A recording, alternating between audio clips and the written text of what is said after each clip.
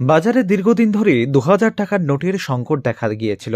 তখন থেকে এক প্রকার অনুমান করা হচ্ছিল হয়তো এবার নোটবন্দির দিকে এগোচ্ছে সরকার।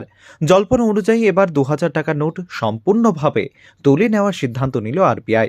শুক্রবার এক বিজ্ঞপ্তিতে এই কথা জানিয়েছে আরবিআই। অবিলম্বে ২,০০০ টাকার নোট ব্যবহার বন্ধ করতে ব্যাংকগুলোকে পরামর্শ দিয়েছে আরবিআই। কারোর কাছে ২,০০০ টাকার নোট থাকলে তা ২৩শে মে থেকে ৩০শে সেপ্টেম্বরের মধ্যে ব্যাংকে জমা করতে হবে।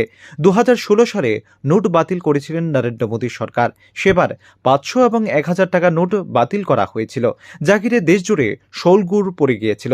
বিপাকায় পড়েছিলেন বহু সাধারণ মানুষ। এ নিয়ে সরগরম হয়েছিল জাতীয় রাজনীতি পর্যন্ত। আর সেই নোটবন্দির পর মোদী সরকার প্রথমবারের মতো দেশে ২,০০০ টাকার নোট জারি করে। ৭ বছরের মাথায় আবার সেই ২,০০০ টাকার নোট তুলে নেওয়া হচ্ছে।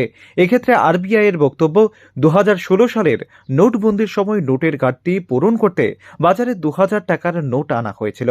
বর্তমানে অন্য নোটগুলোর যোগান যথেষ্ট পরিমাণে রয়েছে, তাই ২০১৮-১৯ সাল থেকে ২,০০০ টাকার নোট ছাপানো বন্ধ হয়ে গিয়েছিল। আর এখন তা সম্পূর্ণভাবে তুলে নেওয়া হচ্ছে। আর এই বিষয়টি প্রকাশ্যে আসতে সরকারকে খোঁচা দিতে ছাড়ছে না বিরোধীরা। বিশেষ করে কংগ্রেস, আম আদমি পার্টি, তৃণমূল কংগ্রেস সহ অন্যান্য বিরোধী দলগুলো বিভিন্ন ধরনের অভিযোগের মাধ্যমে সরকারের বিরুদ্ধে তোপ দাগছেন। এরই মধ্যে নতুন করে জল্পনা, হয়তো ২,০০০ টাকার নোট সম্পূর্ণ ব্যবহার বন্ধ হলে বাজারে আসতে পারে পুনরায় ১,০০০ টাকার note. Bureau report, rising Tripura.